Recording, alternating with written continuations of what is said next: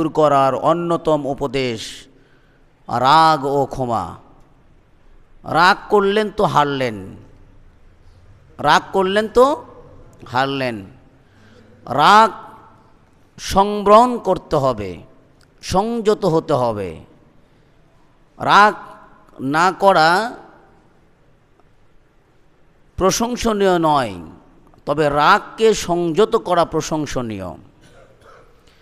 রাগ করতে হবে, যেখানে যতটুকু রাগের প্রয়োজন সেখানে সেই রাগ প্রয়োগ করতে হবে। রাগটা যেন অত্যাচার না হয় সেদিকে খেয়াল করতে হবে। যারা রাগকে সংবরণ করে ধৈর্য ধারণ করেছে তাদের প্রতিফল, তাদের প্রতিদান আল্লাহ তাআলা কখনোই বৃথা দিবেন না, নষ্ট করবেন না। ধৈর্যশীলদের প্রতিদান আল্লাহ তাআলা শুধু বৃদ্ধি করেন, নষ্ট করেন না। আল্লাহ তাআলা প্রশংসা করেছেন যারা রাগকে সংযত করেছে, মানুষকে ক্ষমা করেছে, তাদের ব্যাপারে আল্লাহ তাআলা নিজে প্রশংসা করেন। রাগকে যে খেয়ে ফেলে, সংযত করে, কন্ট্রোল করে আর মানুষকে ক্ষমা করে দেয়, তার ক্ষমতা আছে, পাওয়ার আছে। পাওয়ার থাকা সত্ত্বেও তাকে আক্রমণ করে না, তার উপর জুলুম করে না, না করে কি করে মাফ করে দেয়। আল্লাহ রাব্বুল আলামিন এই ব্যক্তির প্রশংসা করেছেন। সুবহানাল্লাহ বিহামদিহি। আল্লাহ তাআলা আরও কিছু ব্যক্তির প্রশংসা করেছেন যারা প্রকাশ্যে এবং গোপনে দান করে। সচ্ছল অবস্থায়, অসচ্ছল অবস্থায় যারা দান করে তাদের প্রশংসা আল্লাহ তাআলা করেছেন। একজন ব্যক্তি কোটিপতি, তার থেকে 100 টাকা 200 টাকা দান করা তার জন্য কোনো কষ্টের না, নাকি? একজন ব্যক্তি কোটিপতি, 100 টাকা দান করা তার কোনো কিছুই মনে হবে না। কিন্তু একজনের আছেই 100 টাকা, সেখান থেকে 90 টাকা দান করা অনেকটা কষ্ট ব্যাপার। আল্লাহ তাআলা তাই বলেন যে সচ্ছল অবস্থায় দান করে, অসচ্ছল অবস্থায়ও দান করে, এই দুই ব্যক্তিরও প্রশংসা আল্লাহ তাআলা নিজে করেছেন। যারা রাগের মাথায় রাগকে কন্ট্রোল করে, সংযত হয়, আল্লাহ তাআলা তাদেরকে প্রশংসা করেছেন। যারা মানুষকে ক্ষমা করে, আল্লাহ রাব্বুল আলামিন তাদেরকে প্রশংসা করেছেন। দলিল সূরা ইমরান 134 নম্বর আয়াতে আল্লাহ তাআলা তিনি বলেন, الذين ينفقون في السراء والضراء والكاظمين الغيظ والعافين عن الناس। আল্লাহ তাআলা তিনি ওই সমস্ত ব্যক্তিদের প্রশংসা করে বলেন যারা গোপনে এবং প্রকাশ্যে, সচ্ছল এবং অসচ্ছল অবস্থায় দান করে, ব্যয় করে আল্লাহ তাআলার পথে। ওয়াল কাযিমিনাল গায়য, যারা রাগকে সংযত করে, সংবরণ করে।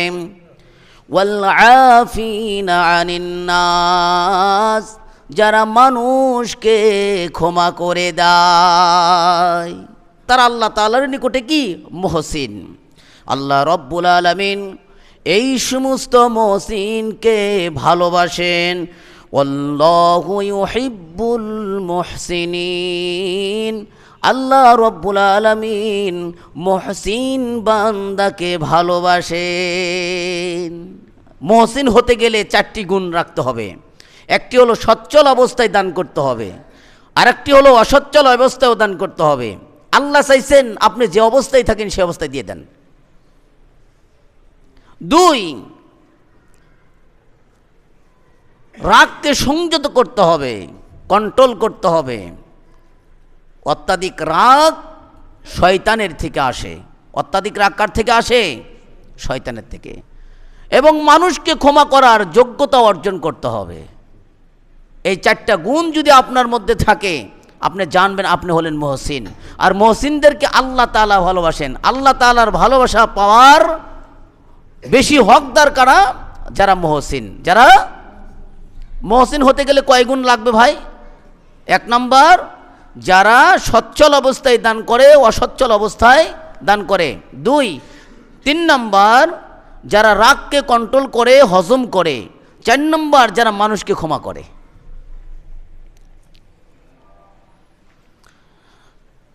আল্লাহ তাআলার নবীকে আল্লাহ তাআলা ঘোষণা করলেন, হে নবী, আপনি কোমলতা এবং ক্ষমার পথকে অবলম্বন করেন।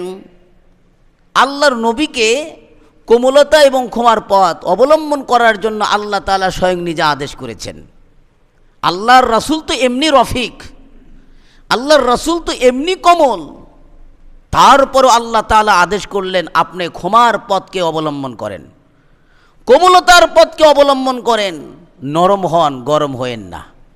নরমের মধ্যে অনেক শান্তি, নরমের মধ্যে অনেক কিছু প্রস্তুত করা সম্ভব। আচ্ছা বলেন তো, ইট দিয়ে কোনো কিছু তৈরি করা যায়?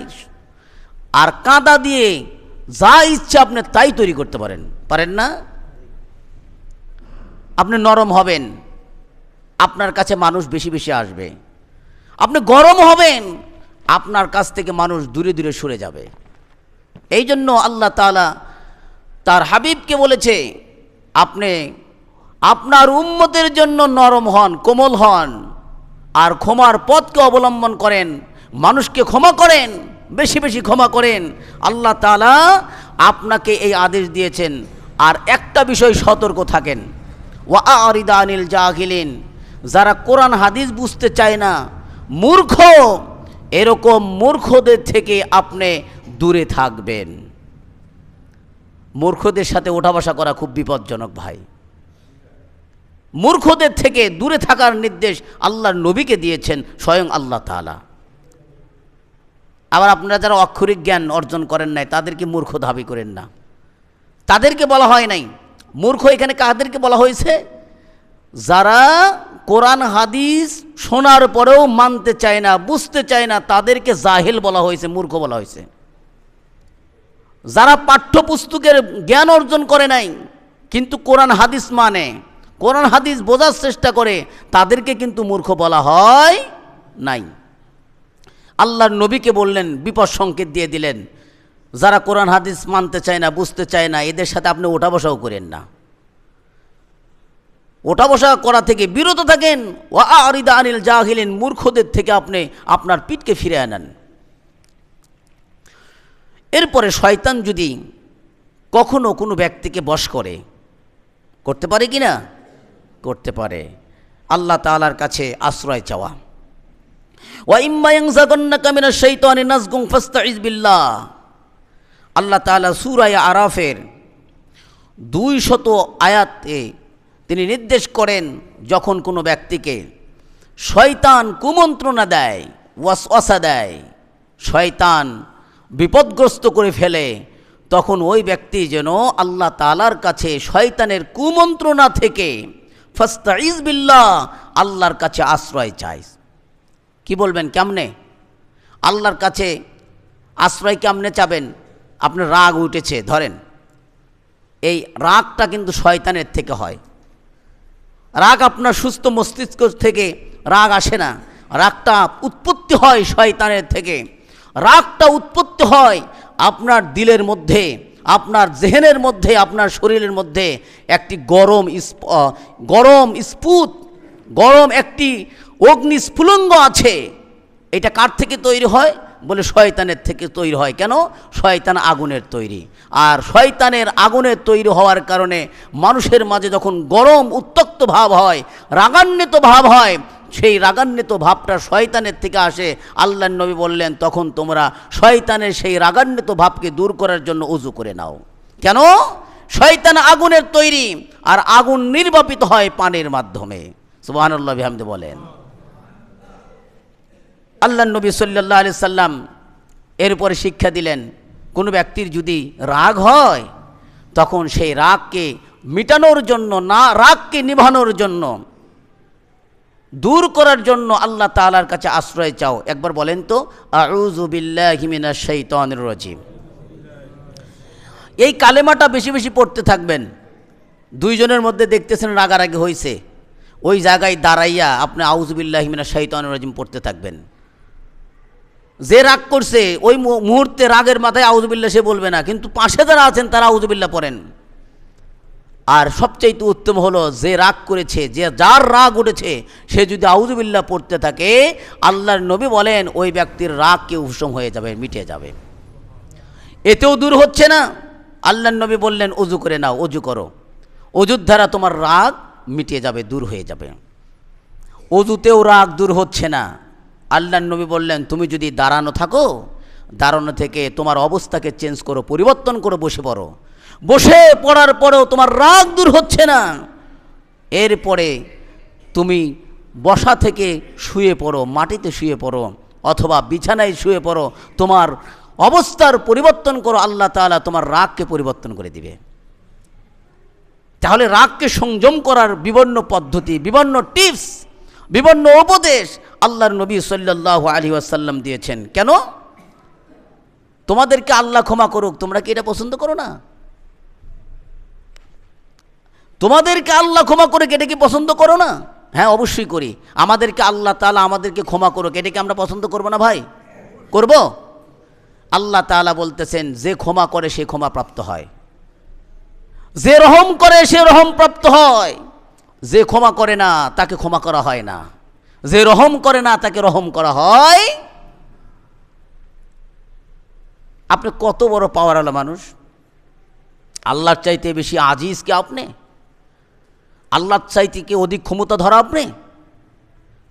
হযরত আব্দুল্লাহ ইবনে মাসউদ রাদিয়াল্লাহু তাআলা আনহু তার এক গোলামের উপর কর্কশ ভাষায় কথা বললেন, রাগ করে। রাগের মাথায় মানুষ অনেক কিছু বলে, বলে না? পিছন থেকে রাসূল সাল্লাল্লাহু আলাইহি সাল্লাম শুনলেন, শোনার সাথে সাথে বললেন, তুমি যার উপর ক্ষমতা প্রয়োগ করছো তোমার চাইতেও ক্ষমতাধর আল্লাহকে ভয় করো। সাহাবীরা একটা কথায় সাহাবীদের পরিবর্তন হয়ে যাইত। আল্লাহর নবী শুধু একটা কথা বলেছে, তুমি যার উপর ক্ষমতা প্রয়োগ করছো তোমার চাইতেও ক্ষমতাধর আল্লাহকে ভয় করো। আব্দুল্লাহ ইবনে মাসউদ রাদিয়াল্লাহু তাআলা আনহু তিনি বলেন, আল্লাহর রাসূল ফিরেই তাকায় দেখি আল্লাহর রাসূল সাল্লাল্লাহু আলাইহি সাল্লাম এই ভাষ্যটা, আল্লাহর রাসূলের এই কথা শুনে আমার বুক কম্পন শুরু হয়ে গেল। আমি নবী করিম সাল্লাল্লাহু আলাইহি ওয়াসাল্লামকে বললাম, ইয়া রাসূলুল্লাহ, এখন আমার কি করা উচিত? আমার এখন কি সিদ্ধান্ত করা উচিত? আমি তো আল্লাহ তাআলাকে ভয় করি। আল্লাহর রাসূল বললেন, তুমি যে গোলামের উপর তোমার কর্কশ ভাষা প্রয়োগ করেছো তোমার গোলামকে আজাদ করে দাও। সুবহানাল্লাহ বলেন। আব্দুল্লাহ ইবনে মাসউদ রাদিয়াল্লাহু তাআলা আনহু তার গোলামকে আজাদ করে দিয়ে আখিরাত থেকে মুক্তি পাইলেন, তার রাগকে কন্ট্রোল করলেন। আল্লাহর রাসূলের এক কথায় আব্দুল্লাহ ইবনে মাসউদের পরিবর্তন, আর আমাদের পরিবর্তন হয় না। যারা ক্ষমা করে, যারা মানুষের দোষ ত্রুটিকে উপেক্ষা করে না। অনেকে আছে মানুষের দোষ ত্রুটি তালাশ করে, কারা জানেন? যারা মানুষের প্রতি হিংসা করে। দোষ ত্রুটি মানুষের সকলেই অন্বেষণ করে না, যারা মানুষের প্রতি হিংসা করে তারাই মানুষের দোষ ত্রুটি অন্বেষণ করে। আল্লাহ তাআলা তিনি বলেন, ওয়ালিয়াফু ওয়ালিয়াসফাহু, ক্ষমা করো এবং মানুষের দোষ ত্রুটি উপেক্ষা করো না, মানুষকে সংশোধন করো। তোমরা কি পছন্দ করো না, আলা তুহিব্বুনা আইয়াগফিরাল্লাহু লাকুম, আল্লাহ তোমাদেরকে ক্ষমা করুক, এটা কি তোমরা পছন্দ করো না? আল্লাহু গফুরুর রহিম, আল্লাহ তো তিনি ক্ষমাকারী, দয়ালু। আল্লাহর চাইতে অধিক ক্ষমাকারী কে আছে বলেন?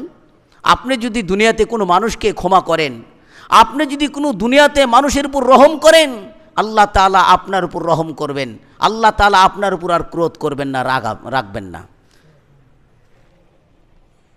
আপনি আপনার পরিবারের সাথে ভালো আচরণ করবেন, পরিবারের সাথে ভালো আচরণ করেন। ওয়াশিরুহুন্না বিল মারুফ, পরিবারের সাথে রাগারাগি করেন না ভাই। আপনার পরিবার আপনাকে তো শান্তি দেয়, সেই ব্যক্তির সাথে আপনি রাগারাগি কেন করেন? আপনার পরিবারের সাথে ভালো আচরণের কথা আল্লাহ নবী সাল্লাল্লাহু আলাইহি সাল্লাম বলেছেন, স্বয়ং আল্লাহ তাআলা নিজে হুঁশিয়ার করে দিয়েছেন। ভালো আচরণ করেন, আপনার থেকে রাগ চলে যাবে। ভালো আচরণ করেন, আপনার থেকে আপনি হিংসা চলে যাবে। রাগকে কন্ট্রোল করেন, রাগকে দূর করেন। হযরত ইউসুফ আলাইহিস সালাতু ওয়াস সালাম তার ভাইদের ব্যাপারে খুব শক্তিশালী ছিল। প্রথম পর্যায়ে ইউসুফ আলাইহিস সালাতু সালাম যখন ছোট ছিল, ভাইরা তাকে নির্মমভাবে অত্যাচার করেছে, এই কথা অস্বীকার করার কিচ্ছু নেই। ব্যাপকভাবে অত্যাচার করেছে। একটাই মাত্র কারণ ছিল, ইউসুফ আলাইহিস সালাতু সালামের ভাইদের একটাই কারণ ছিল, হিংসা ছিল, যে আমরা 11 জন ভাই, আমাদেরকে আমার বাবা এত আদর করে না, কিন্তু ইউসুফকে এত আদর করে কেন? হিংসাটা কই ছিল? আমাদের বাবা আমাদেরকে এত আদর করে না, কিন্তু ইউসুফকে এত আদর করে কেন? ইউসুফ ছিল বেলায়েতের অধিকারী, নবুয়তদার। ইয়াকুব আলাইহিস সালাতু সালাম তিনি জানতে পেরেছেন, বুঝতে পেরেছেন, আমার উদরে আমার ঔরসে যে সন্তানটা এসেছে ইউসুফ আলাইহিস সালাতু সালাম আমার চাইতে বড় নবী হবে। এই জন্য তাকে সর্বদাই কন্ট্রোল করার, রক্ষণাবেক্ষণের জিম্মাদারি ইয়াকুব আলাইহিস সালাতু সালামের নজরদারি ইউসুফের প্রতি ছিল। কিন্তু অন্যান্য ভাইরা হিংসার বশিত ইউসুফ আলাইহিস সালাতু সালামের উপর অত্যাচার করত। আল্লাহ তাআলা তাকে মিশরের তাজ বানায় দিয়েছিলেন, মিশরের সম্রাট, মিশরের প্রেসিডেন্ট বানায় দিয়েছিলেন। ক্ষমতা যখন হাতে আসে, তখন ইউসুফ আলাইহিস সালাতু সালাম তার ভাইদেরকে প্রথম পর্যায়ে গোপন করেন তার পরিচয়। এরপরে দ্বিতীয় টার্ম যখন আবার ইউসুফ আলাইহিস সালাতু সালামের কাছে যায়, তখন ইউসুফ আলাইহিস সালাতু সালাম তার পাওয়ার, তার ক্ষমতা, তার রাজত্বের ব্যাপারে তাদের কাছে ডিটেলস পরিচয় তুলে ধরেন। তখন বুঝতে পারে যে ইনি হলেন আমাদের ইউসুফ আলাইহিস সালাতু সালাম। যখন পরিচয় জানতে পারলেন, ইউসুফের সাথে যে আচরণগুলো করেছিল, নির্মম আচরণ, ইউসুফ আলাইহিস সালাতু সালাম প্রতিশোধ না নিয়ে বললেন, লা তাসরিবা আলাইকুমুল ইয়াউম ইয়াগফিরুল্লাহু লাকুম, আল্লাহ তোমাদেরকে ক্ষমা করুক, আজকে এই দিনে তোমাদের প্রতি আমার কোনো আর অভিযোগ নেই। সুবহানাল্লাহ বলেন। নবীরা ক্ষমা করতে জানে, নবীরা ক্ষমা করা জানে, নবীরা ক্ষমা করে নজির দেখাচ্ছেন। যারা অত্যাচার করে তারাই পরাজিত, যারা মাজলুম কিয়ামতের দিন তারা হবে বিজয়ী। বুঝতেছেন কিছু? যারা মাজলুম, অত্যাচারিত হয়, কিয়ামতের দিন তারা হবে বিজয়ী। আর যারা অত্যাচারী, তারা কিয়ামতের দিন হবে লাঞ্ছিত, অপদস্থ। আল্লাহ তাআলা ক্ষমাকারীকে বিশেষ একটি মর্যাদা দান করবেন। রাগ মাটি না করা পর্যন্ত ক্ষমা করতে পারবেন? দেখি বলেন তো, রাগ মাটি না হওয়া পর্যন্ত ক্ষমা করতে পারবেন? রাগকে সংবরণ করেন, সংযত করেন, নিজেকে কন্ট্রোল করেন। রাগের মধ্যে কোনো কিছুই নেই। রাগের মাধ্যমে শয়তান আপনাকে বশীকরণ করেন। শয়তান রাগের মাথায় আপনাকে শয়তানের দলে টানে, আপনি বুঝতে পারবেন না। শয়তান দুইটা জিনিস দেয়া শয়তানের দলে টানে। একটা হলো রাগ, একটা কি বলেন তো, দেখি জোরে বলতে হবে, একটা কি? 2 নম্বর হলো শয়তান নেশার মাধ্যমে শয়তানের দলে টানে। 2 নম্বর কি বলেন তো? কেমন ভাবে? বলে ছাগলের গলায় দড়ি দিয়ে ছাগলকে যেভাবে টানা সহজ, যেদিকে ইচ্ছা সেদিকে ছাগলকে নিতে পারে, শয়তান 2 ব্যক্তিকে তার দলে টানতে পারে। একটা হলো রাগ দিয়ে। রাগটা কার থেকে আসে? শয়তানের থেকে। রাগ কার থেকে আসে ভাই? শয়তান রাগের মাধ্যম দিয়ে শয়তানের দলে বান্দাকে নিয়ে যায়, আর নেশার মাধ্যমে শয়তান তার দলে নিয়ে যায়। এই 2টা জিনিস যদি আপনি কন্ট্রোল করতে পারেন, আপনি শয়তানের দোসর কোনো সময়ের জন্য হতে পারেন না। 2টা জিনিস কন্ট্রোল করেন, আপনি দেখবেন আপনি পরহেজগার হয়ে যাবেন সহজে। এই জন্য যারা রাগ করে তারা ক্ষমা করতে পারে না। যারা রাগ ছেড়েছে, রাগকে কন্ট্রোল করেছে, তারা ক্ষমা করতে পারে। আর যারা ক্ষমা করবে, তা কিয়ামতের দিন আল্লাহ তাআলা তিনি বলেন, ক্ষমাকারী ব্যক্তিদেরকে আল্লাহ তাআলা কিয়ামতের দিন সম্বোধন করে জান্নাতের দিকে ডাকতে থাকবে। সুবহানাল্লাহ। দেখুন তাফসিরে ইবনে কাসির সূরা ইমরান 134 নম্বর আয়াত, হযরত ইবনে আব্বাস রাদিয়াল্লাহু তাআলা আনহু তিনি বলেন, ইযা কানা ইয়াউমাল কিয়ামতি নাদা মুনাদা ইয়াকুল, কিয়ামতের দিন এক ঘোষক ঘোষণা করে ডাকতে থাকবে এভাবে, আইনাল আফুনা আনিন নাস, মানুষকে ক্ষমাকারী ব্যক্তিরা কোথায় কোথায়? যারা মানুষকে দুনিয়াতে ক্ষমা করেছো, এই সমস্ত ব্যক্তিরা কোথায় আছো? আসো আসো, হালুম্মা হালুম্মু ইলা রব্বিকুম, তোমাদের প্রতিপালকের নিকটে দৌড়াও, দৌড়ায় আসো, তোমাদের প্রতিপালকের নিকটে চলে আসো যারা দুনিয়াতে মানুষকে ক্ষমা করছো। আল্লাহ তাআলা ওই ঘোষক বলবে, খুজু উজুরকুম, তোমরা তোমাদের পুরস্কার গ্রহণ করো, নিয়ে নাও। যারা মানুষকে ক্ষমা করছে তাদেরকে পুরস্কার দেওয়ার জন্য এক ধরনের ঘোষক ঘোষণা দিবে, আসো আসো, আল্লাহ তোমাদের জন্য পুরস্কারের ব্যবস্থা করেছেন। এবং সেই পুরস্কারটা যে ক্ষমা করবে ওই মুসলমানের হক, ওই মুসলমানের পুরস্কার হক, ওই মুসলমানকে আল্লাহ তাআলা জান্নাত দিবেন। এই পুরস্কার জান্নাতের পুরস্কার ওই মুসলমানের হক রয়েছে। সুবহানাল্লাহ বলেন। ওই ঘোষণা করবেন ওই ফেরেশতা যে তোমরা যারা ক্ষমা করেছো তোমাদের জন্য পুরস্কার হলো তোমরা জান্নাত পাবে। এই জান্নাতের ঘোষণা আল্লাহ তাআলা তিনি স্বয়ং নিজে দিয়েছেন। ইযা আফা আইয়াদখুলাল জান্নাহ, যারা ক্ষমা করেছো ক্ষমাকারীদের জন্য জান্নাত, ক্ষমাকারীদের জন্য জান্নাত। ভাইরা আমার, ক্ষমা করেন, ক্ষমা করার দ্বারা আল্লাহ তাআলা আপনার ইজ্জত বাড়ায় দিবেন। কি হইল? ক্ষমা করার দ্বারা আল্লাহ তাআলা আপনার ইজ্জত বাড়ায় দিবেন। আল্লাহর নবী সাল্লাল্লাহু আলাইহি ওয়াসাল্লাম 3 জিনিসে শপথ করেছেন। 3 জিনিসে কি করেছেন? শপথ করেছেন। আমার ভাষা কি কঠিন হয়? একটু সাড়া দেন না কেন? সাড়া দিয়েন, এটা নেটে যায়, অনেক জায়গায় যায়, তে আপনারা একটু করবেন, সাড়া দিবেন। ঘুমন্ত ব্যক্তির সামনে আলোচনা কিন্তু ফোটে না ভাই, ফোটে? একটু সজ্ঞান হন, দেখেন কত তথ্যবহুল কথা। আল্লাহর নবী বলেছেন, আল্লাহর রাসূল 3 শ্রেণীর ব্যক্তির প্রতি শপথ করেছেন, কসম খেয়েছেন। নবীর কসম কি ছোট? আল্লাহর নবী যে বিষয়ে কসম খান নিশ্চয় সেই বিষয়টা খুবই চূড়ান্ত একটি বিষয়। আল্লাহর নবী শপথ করেছেন, দানের মাল কখনোই কমে না। দানের মাল, আমরা দেখি যে 100 টাকায় 100 টাকা দান করলে তো কমেই গেছে নাকি? 100 টাকা তো আর আপনার কাছে নাই, আছে কি? চোখের দৃষ্টিতে দেখা যায় 100 টাকার 100 টাকায় দান করছেন, এটা তো কমেই গেছে, এটাই দেখা যায়। কিন্তু আল্লাহর নবী কসম খেয়ে বলছেন, না, দান করলে দানের মাল কমে নাই। দানের মাল কখনই কমে নাই। দানের মাল আপনার অ্যাকাউন্টে বর্ধিত হয়েছে। কি হয়েছে? বর্ধিত হয়েছে, বেশি হয়েছে। আল্লাহর নবী সাল্লাল্লাহু আলাইহি ওয়াসাল্লাম বললেন, হে সাহাবীরা,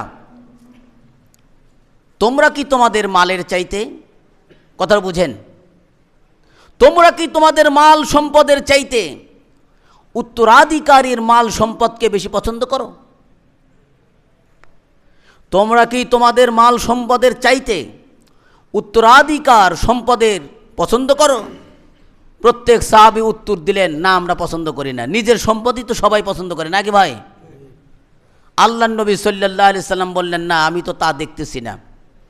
আমি দেখতেছি তোমরা তোমাদের উত্তরাধিকারের সম্পদ থেকে তোমরা বেশি পছন্দ করতেছো। তোমাদের সম্পদ কই? তোমাদের সম্পদ তো সেটাই যেটা তুমি আমল করে কবরে পাঠাইছো, যেটা তুমি খরচ করেছো ফি সাবিলিল্লাহর রাস্তায়, সেইটা তোমার সম্পদ।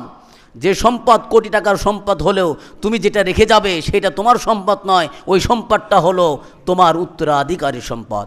অথচ সেই সম্পদকে টিকে রাখার জন্য তুমি তো ব্যাপক ব্যস্ত হয়ে পড়েছো। তোমার নিজের জন্য কোনটা করলে? তোমার নিজের জন্য তো সেটাই যেটা তুমি তোমার নামে ব্যয় করেছো। সুবহানাল্লাহ বললেন না? তাহলে চালাককে?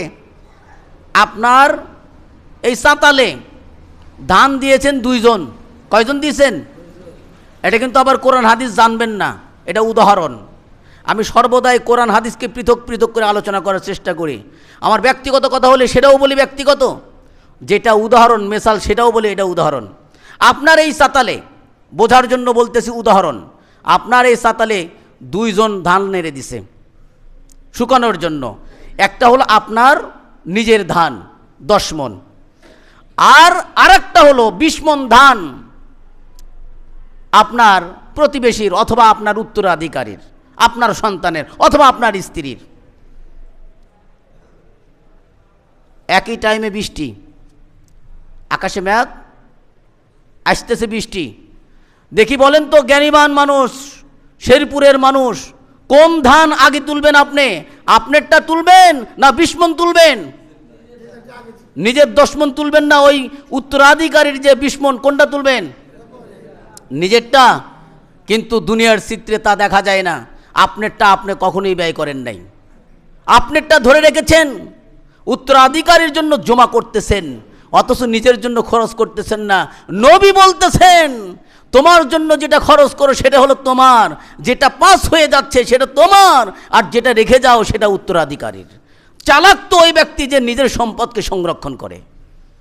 আপনি যা খাইছেন সেটা আপনার, আপনি যা পড়ছেন সেটা আপনার, আপনি যেটা নিয়ে আগে অগ্রে প্রেরণ করবেন সেটা আপনার।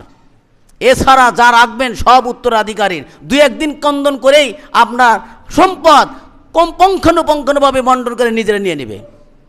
2-1 দিন কাঁদবে, 2-1 দিন কাঁদবে, আপনার জন্য কাঁদবে। তারপরে কোটি টাকার সম্পত্তি ভাগ হিসাব করে, সঠিক হিসাব করে তারা সম্পদটা নিয়ে যাবে, আপনার জন্য কিচ্ছু রাখবে না। এই জন্য নবী বললেন, তুমি যা দান করছো ওই দানের মাল কখনো কমবে না, কমবে না, কমবে না। মা নাকাসাল মাল মিন সাদাকাতিন, আল্লাহর নবী শপথ খেয়ে বলেছেন 3 সম্পদ কখনোই লস নাই। 1 নম্বর হলো যারা সম্পদ দান করেছে, নিজের নামে দান করেছে, এই সম্পদের দানে কখনোই লস হয় নাই। বুঝতে পেরেছেন? 2 নম্বর, আল্লাহর নবী সাল্লাল্লাহু আলাইহি সাল্লাম বললেন, যে কোনো ব্যক্তিকে ক্ষমা করেছে, কোনো ব্যক্তি ক্ষমতা আছে, আপনার বাড়িতে একজন চাকর কাজ করে বছর সাল, অথবা আপনার দোকানে একজন কর্মচারী কাজ করতেছে, কি করতেছে, আপনি ইচ্ছা করলে ওই কর্মচারীকে বাদ দিতে পারেন। এই পাওয়ার, এই ক্ষমতা আপনার আছে, এই পাওয়ার, এই ক্ষমতা আপনার আছে। পাওয়ার ক্ষমতা থাকা সত্ত্বেও ও ভুল করেছে, আপনি ইচ্ছা করলে তাকে বাদ দিতে পারেন, কিন্তু আপনি বাদ দেন নাই, কি করেছেন? ক্ষমা করেছেন। কি করেছেন? ক্ষমা করেছেন।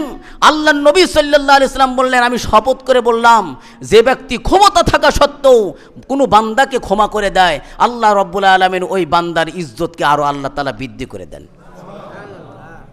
ক্ষমা করার দ্বারা আপনার সম্মান শুধু বৃদ্ধি হবে, কমবে না। মাফ করার দ্বারা সম্মান শুধু বৃদ্ধি হয়, আর রাগ করার দ্বারা সম্মান আপনার কমবে। আপনি পরিশেষে যায় মাপ চাবেন, মাপ চাবেন, নিজে বুঝতে পারবেন না আমি কেন মাপ চাইছি।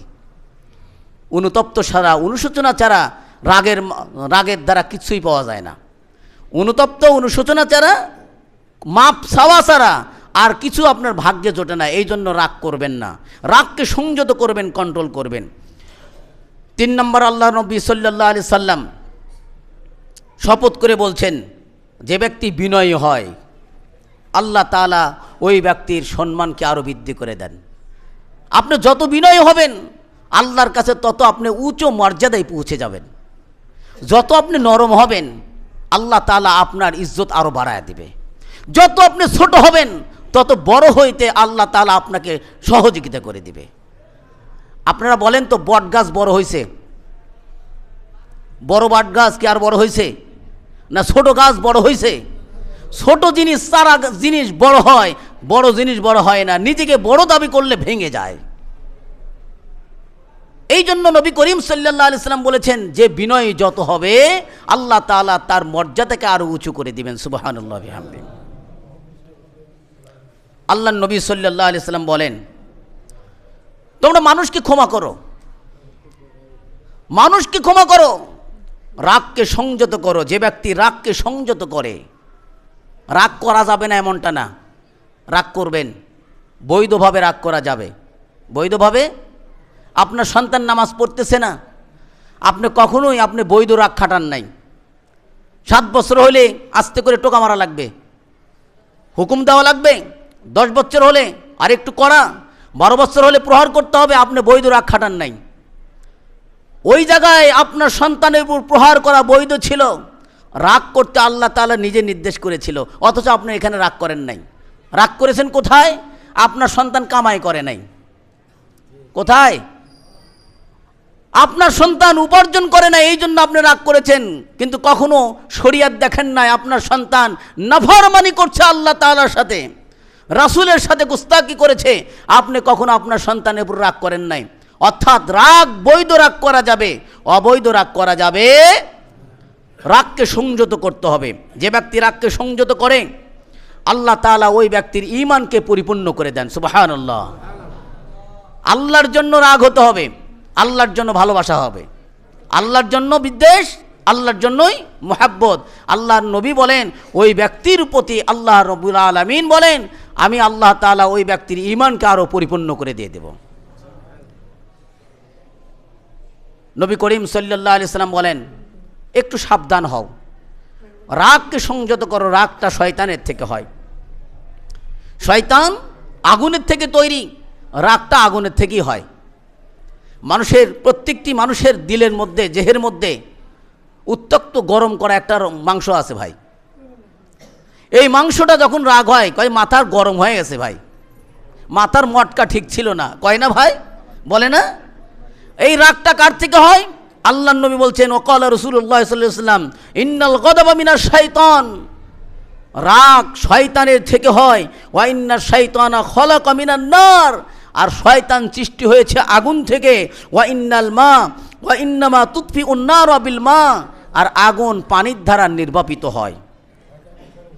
আগুন পানির দ্বারা নির্বাপিত হয়। নবী বললেন যখন রাগ এসে যায় তখন তুমি ওযু করো, এমনি অটোভাবে তোমার রাগটা দূর হয়ে যাবে। আল্লাহ নবী সাল্লাল্লাহু আলাইহি ওয়াসাল্লাম সংক্ষিপ্ত পরামর্শ দিতেন। এক সাহাবী রাদিয়াল্লাহু তাআলা আনহু আজমাইন বলতেছেন ইয়া রাসূলুল্লাহ আমাকে উপদেশ দেন, এমন সংক্ষিপ্ত উপদেশ যা দিয়ে আমি জান্নাতে প্রবেশ করতে পারি। সুবহানাল্লাহ বলেন। যেটা আমার জন্য ধরে রাখা সহজ হবে, আমার জন্য কঠিন হবে না, ধরে রাখা সহজ হবে, এমন সহজ একটি উপদেশ দেন যা দিয়ে আমি জান্নাতে সহজ করে পুষতে পারি। নবী করিম সাল্লাল্লাহু আলাইহি সাল্লাম বললেন লা তাকদাব। কি বললেন দেখি বলেন তো? লা তাকদাব। ওই সাহাবী মালুমই করলেন না যে আমাকে আল্লাহর রাসূল উপদেশ দিয়েছে। আল্লাহর নবী সাল্লাল্লাহু আলাইহি সাল্লামকে আবার প্রশ্ন করলেন ইয়া রাসূলুল্লাহ আমাকে উপদেশ দেন, সংক্ষিপ্ত উপদেশ যা দিয়ে আমি জান্নাতে সহজে পুষতে পারি। আল্লাহর নবী আবার বললেন লা তাকদাব। এভাবে তাকরার করলেন, তিনবার উপদেশ চাইলেন, তিনবারই একই কথা বললেন। তিনবার উপদেশ চাইলেন, তিনবারই একই কথা বললেন, রাগ করো না। লা তাকদাব এর বাংলা অর্থ হলো তুমি রাগ করো না, তুমি রাগ করো না। ওই সাহাবী রাদিয়াল্লাহু তাআলা আনহু পরবর্তীতে বুঝতে পারলেন যে আল্লাহ রাসূলের এই সংক্ষিপ্ত উপদেশ, কিন্তু এটা আসলে সংক্ষিপ্ত নয়, এই উপদেশটা এত বিশদ।